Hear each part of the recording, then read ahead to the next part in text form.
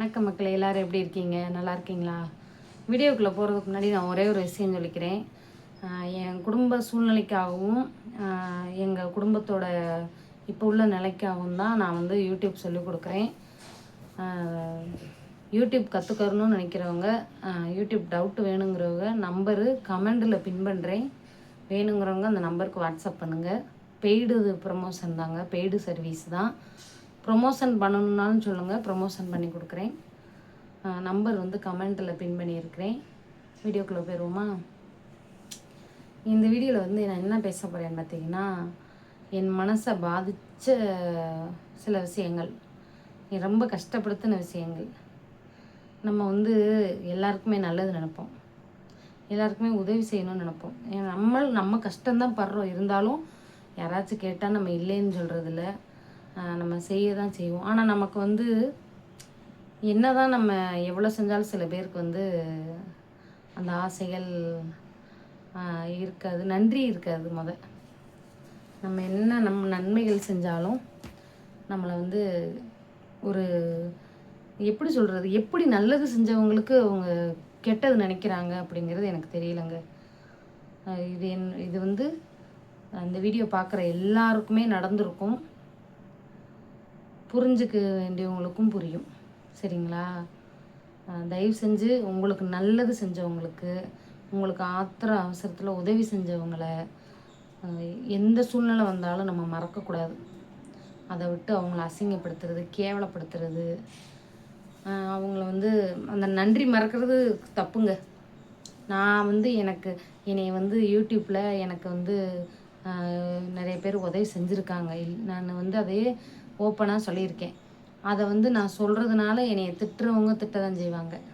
எல்லோரும் திட்ட மாட்டாங்க. 1-2 பேர் இந்த பொறாமையில் வயிற்றுச்ச பிடிச்சி போய் வயிறு புகையும் பாருங்க, அவகதே வந்து யூடியூப்பில் இப்படிலாம் நீ வாங்கணுமா வைக்கணுமான்னு சொல்லுவாங்க. அதுக்காக நான் வாங்கினதை நான் மறைச்சி ஒழித்து நான் பயன்படுத்தணும், நான் சாப்பிடணும்னு நான் நினைக்கவே மாட்டேன். நான் சொல்லிடுவேன் ஓப்பனாக, அந்த வாழ்த்து அவங்கள போய் சேரணும். அதனால் எந்த நாய் வந்தாலும் பரவாயில்ல, அதை பற்றி எனக்கு கவலை இல்லை. சரிங்களா? பொறாமை பிடிச்சவங்க மட்டும்தான் அடுத்தவங்கள வந்து நீ அப்படி பழிக்கணுமா இப்படி பழிக்கணுமான்னு கேட்பாங்க. என் மனசு இன்றைக்கி அவ்வளோ வேதனையாக இருக்குங்க. இன்றைக்கின்னு இல்லை, இப்போ ஒரு 10-20 நாளாகவே எனக்கு ரொம்ப கஷ்டமாக இருக்குது. ஏன்னா பாப்பாவுக்கு 10-20 நாள் ஆச்சுங்க அந்த பிள்ளை சாப்பிட்டு ஒரு வேளை சோறு திங்க மாட்டேங்குது. நானும் ஆஸ்பத்திரியில் போய் பார்த்தேன், கேட்கல. இப்போ நேற்று நைட்டு தற்காக்கு போனேங்க. பட்டீஸ்வரம் ரோட்டில் உள்ள தற்காக்கு தான் போனோம். அங்கே ஆள் இல்லை எங்கவும். இப்போ நாங்கள் இருக்கிற தெருவுலேருந்து ஒரு 2-3 தெரு தள்ளினா ஒரு பெரிய தற்கா இருக்குது, அங்கே போனோம். அங்கே போகவுமே மந்திரிச்சாங்க. மந்திரிச்சிட்டு கண் திருஷ்டி அதிகமாக இருக்குன்னு தான் சொன்னாங்க. இந்த பயந்துருக்கு, அந்த இது இருக்குது இந்த இது இருக்குது அப்படிலாம் அவங்க சொல்லலை. கண் திருஷ்டி இருக்குது உண்மையே சொன்னாங்க. ஆமாம், எனக்கே தெரியும் கண் திருஷ்டி இப்போ உள்ள சூழ்நிலையில் நமக்கு கண் திருஷ்டி. ஏன்னா இங்கே நல்லா இருக்காங்க தெரிஞ்சாங்களே, வயிற்றுச்ச பிடிச்சவங்க அப்படி தான் நினப்பாங்க. நம்ம என்னமோ எங்கேயோ இருந்து ஒரு மலையிலேருந்து பாதியை பேர்த்து எடுத்துகிட்டு வந்து நம்ம கட்டுறது மாதிரி அப்படித்தான் நினைக்கிறாங்க. நம்ம உழைச்சி நம்ம கஷ்டப்பட்டு நாய்க்குங்கேடா கஞ்சி குடிக்காமல் வெயிலில் கிடந்து நம்ம எப்படிலாம் சில செலவுகளையெல்லாம் குறைச்சிக்கிட்டு நம்ம வந்து ஆடம்பரம் நான் எப்பயுமே செய்ய மாட்டேன். இருந்தாலும் நம்மளுடைய அத்தியாவசியமானதுலேயும் நம்ம பாதி செலவுகளை சுருக்கிக்கிட்டு நம்ம வயிற்றை கட்டி வாயை கட்டி நம்ம கட்டணும். அது வந்து சும்மா நம்மக்கிட்ட நம்ம முன்னாடி நல்லா பெருமையாக பேசுகிறது, நம்ம பின்னாடி வந்து நம்மளை வந்து புறம் பேசுதல். நான் ஒன்று சொல்லட்டுமா? அந்த பின்னாடி பேசுகிறாங்க பாருங்களா, அவங்கள பற்றிலாம் நீங்கள் கவலையே படாதீங்க. ஒரு வார்த்தை சொல்லட்டுமா? இது அசிங்கமாக தான் இருக்கும், கேவலமான வார்த்தை தான் இருந்தாலும் சொல்கிறேன்.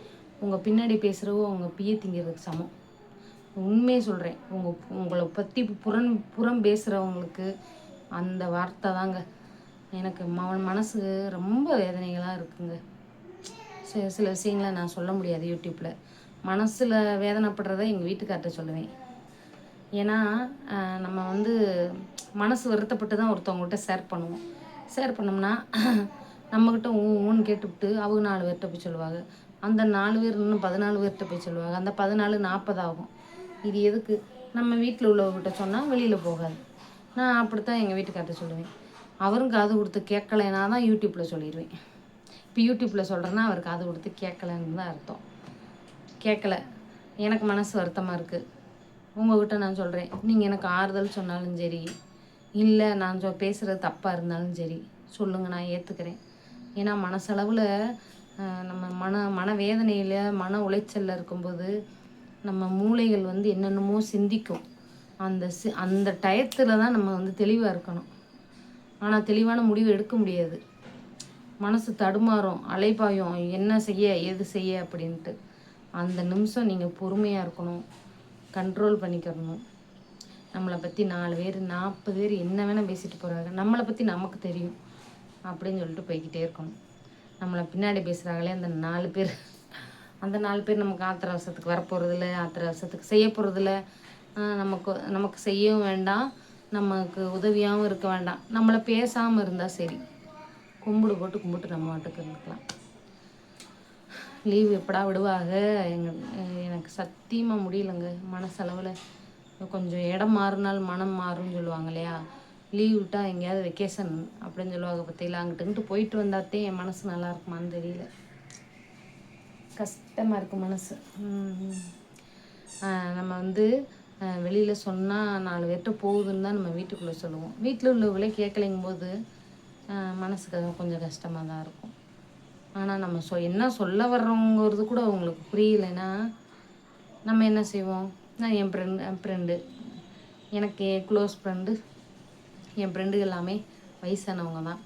அவங்கக்கிட்ட சொல்லும்போது அவங்க ஒரு சொல்யூஷன் கொடுப்பாங்க, அவங்க பதிலுக்கு ஒன்று சொல்லுவாங்க. நம்ம மனசு ஆறுதலுக்காக அவங்க சொல்ல தான் செய்வாங்க, நிறைய சொல்லுவாங்க. அப்படி எனக்கு பெஸ்ட்டு ஃப்ரெண்டுகள் இருக்காங்க, வயசானவங்களாம் இருக்காங்க. நீங்களும் உங்கள் வாழ்க்கையில் வயசானவங்கள உங்கள் நட்பாக சேர்த்துக்கோங்க. எனக்கு அவங்க வந்து அதாவது உங்களை விட வயசானவங்கள அவங்க கண்டிப்பாக உங்களுக்கு வந்து நல்ல அறிவுரைகள் சொல்லுவாங்க.